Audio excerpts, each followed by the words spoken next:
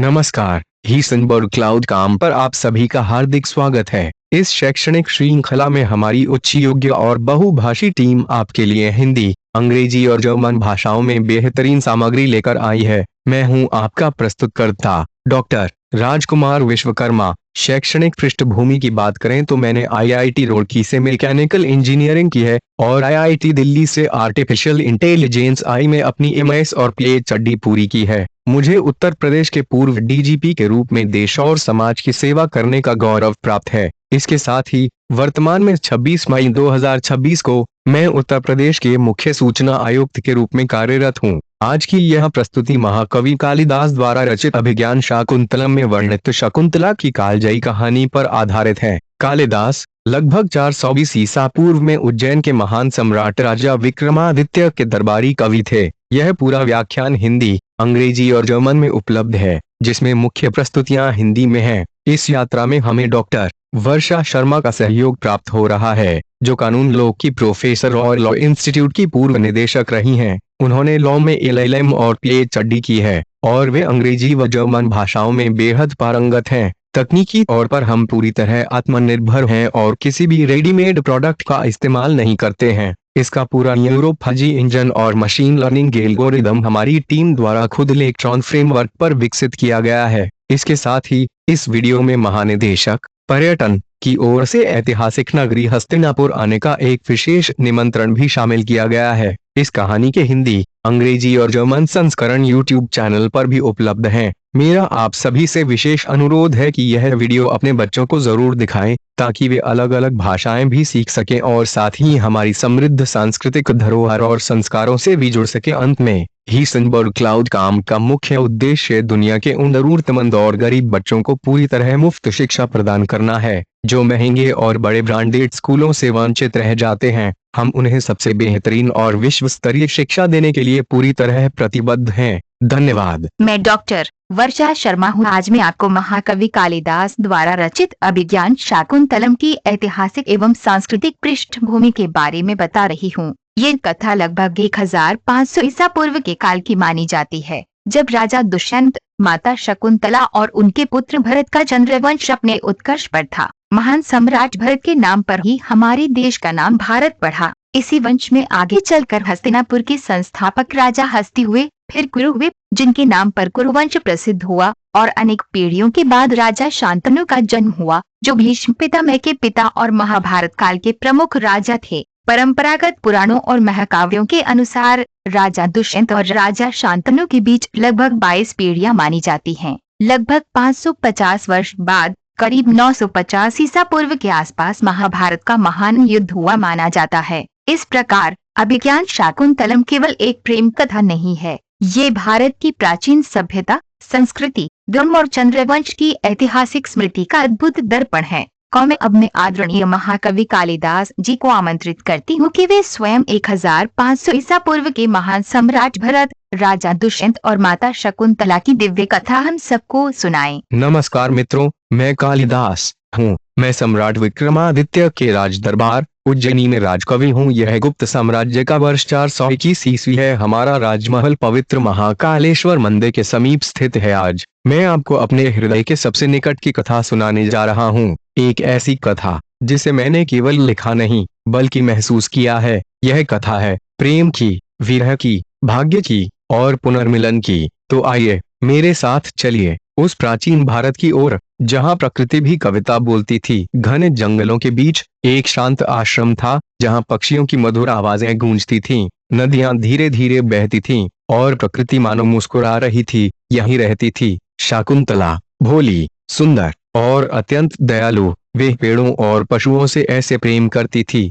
जैसे वे उसके अपने परिवार हों। एक दिन राजा दुष्यंत शिकार करते हुए उस जंगल में पहुंचे, लेकिन जैसे ही उन्होंने आश्रम देखा, उनका मन शांत हो गया और तभी उन्होंने पहली बार शकुंतला को देखा। समय मानो रुक गया। दुष्यंत उसकी सुंदरता ही नहीं बल्कि उसकी मासूमियत से भी प्रभावित हो गए। धीरे धीरे दुष्यंत और शकुंतला एक दूसरे के करीब आने लगे। उनकी बातें लंबी होने लगीं, उनकी आंखें बिना शब्दों के बातें करने लगीं। फूल खिल रहे थे, हवा मधुर हो गई थी, मानो पूरा जंगल उनके प्रेम का उत्सव मना रहा हो। कुछ समय बाद दोनों ने गंधर्व विवाह करने का निर्णय लिया। यह प्रेम और विश्वास पर आधारित विवाह था। दुष्यंत ने शकुंतला को एक राजमुद्रा वाली अंगूठी दी और कहा, मैं जल्द ही तुम्हें अपने महल ले जाऊंगा। शकुंतला की आंखों में सपने थे और उसके हृदय में अटूट विश्वास। कर्णवाश्रम में एक दिन ऋषि दुर्वासा वहां पहुंचे। उस समय शकुंतला राजा दुष्यंत की स्मृतियों में इतनी खोई थी कि वे ऋषि का स्वागत करना भूल गईं।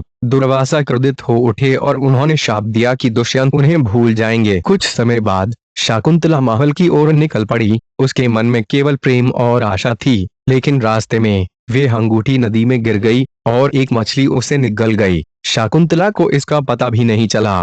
भाग्य चुपचाप अपना खेल खेल चुका था। जब शकुंतला महल पहुंची तो उसके जीवन का सबसे दुखद क्षण सामने आया। राजा दुष्यंत उसे पहचान ही नहीं पाए। शाप अपना असर दिखा चुका था। शकुंतला रोती रही, उन्हें अपने प्रेम की याद दिलाती रही, लेकिन दुष्यंत की स्मृति खो चुकी थी। उसका हृदय टूट गया। एक दिन एक मछुआरे को मछली के पेट से वही अंगूठी मिली। अंगूठी राजा के पास पहुंचाई गई और जैसे ही दुष्यंत ने उसे देखा, सब कुछ याद आ गया। शकुंतला, उनका प्रेम, उनका विवाह, पछतावे ने उनके हृदय को भर दिया। दुष्यंत ने निश्चय कर लिया था, अब वे शकुंतला को खोजे बिना नहीं लौटेंगे। वनों, पर्वतों और आश्रमों के बीच राजा अपने सैनिकों के साथ आगे बढ़ते रहे। हर दिशा में एक ही पुकार थी। शकुंतला समय ने उन्हें अलग किया था, लेकिन प्रेम अब भी जीवित था। भाग्य उन्हें फिर मिलाने वाला था। दुष्यंत ने शकुंतला को खोजने का निश्चय लिया। लंबी खोज के बाद वे उस दिव्य आश्रम पहुंचे जहां शकुंतला अपने पुत्र भरत के साथ रह रही थीं।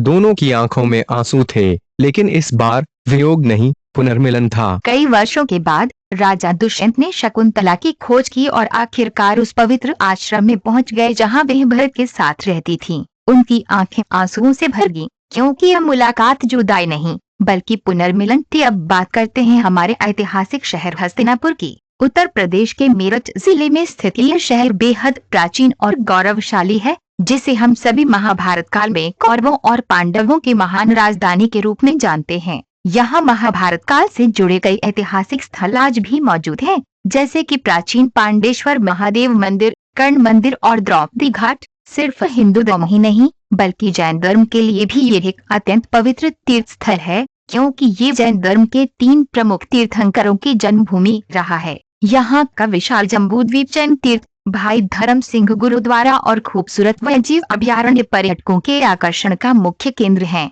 वास्तव में हस्तिनापुर इतिहास, संस्कृति और आस्था का एक अद्भुत संगम है, जहाँ आपको एक बार जरूर जाना चाहिए। नमन और हार्दिक आमंत्रण। डॉक्टर वेदप्ती मिश्रा, महानिदेशक, उत्तर प्रदेश पर्यटन की ओर से सभी देशवासियों और विदेशी पर्यटकों के लिए एक विशेष निमंत्रण संदेश। अतिथि देवो भव। प्रिय देशवासियों और वैश्विक मित्रों, उत्तर प्रदेश की पावन और ऐतिहासिक धरा पर आप सभी का हार्दिक स्वागत है। उत्तर प्रदेश सरकार और यहाँ की जनता हमेशा से ही अपने हर एक पर्यटक को सर्वोच्च सम्मान और आदर देती आई है। हमारे लिए आपका आगमन एक उत्सव के समान है। इसी भाव के साथ मैं आप सभी को महाभारत कालीन ऐतिहासिक और सांस्कृतिक गौरव की जीवंत नगरी हस्तिनापुर आने का भावपूर्ण निमंत्रण देता हूँ। पतित पावनी मां गंगा के पावन तट पर बसी यह पवित्र नगरी न केवल हमारे प्राचीन इतिहास का साक्षी है, बल्कि यह अध्यात्म, शांति और अनूठी संस्कृति का एक अद्भुत संगम भी है। माननीय मुख्यमंत्री श्री योगी आदित्यनाथ जी के दूरदर्शी नेतृत्व और माननीय पर्यटन मंत्री श्री जयवीर सिंह जी के कुशल मार्गदर्शन में उत्तर प्रदेश पर्यटन विभाग हस्तिनापुर के कायाकल्प और इसे एक विश्व स्तरीय पर्यटन स्थल के रूप में विकसित करने के लिए निरंतर प्रयासरत है। यहाँ आने वाले पर्यटकों की सुगमता, सुरक्षा और उत्कृष्ट अनुभवों के लिए बुनियादी ढांचे और सुविधाओं को लगातार सुदृढ़ किया जा रहा है। मेरा आप सभी से सविनय अनुरोध है कि आप अपने पूरे परिवार के साथ हस्तिनापुर अवश्य पधारें। मां गंगा के तट पर अध्यात्म को महसूस करें, इस ऐतिहासिक भूमि के गौरवशाली इतिहास से रूबरू हों और उत्तर प्रदेश के आतिथ्य सत्कार का आनंद लें। हस्तिनापुर आपका स्वागत करने के लिए उत्सुक है। शुभकामनाओं सहित डॉक्टर वेदप्ती मिश्रा, महानिदेशक, उत्तर प्रदेश पर्यटन, उत्तर प्रदेश सरकार।